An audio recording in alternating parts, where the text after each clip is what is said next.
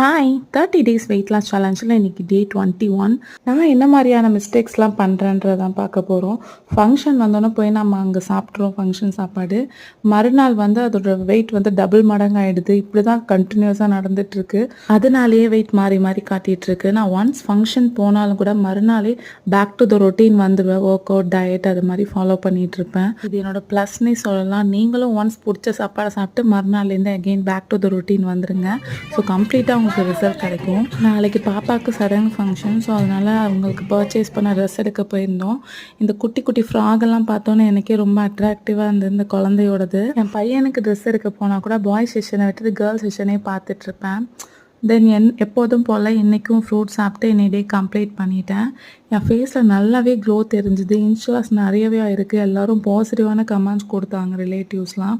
சேனலை மறக்காமல் சப்ஸ்கிரைப் பண்ணுங்கள், ஷேர் பண்ணுங்கள். தேங்க்யூ ஃபார் வாட்சிங். பாய்.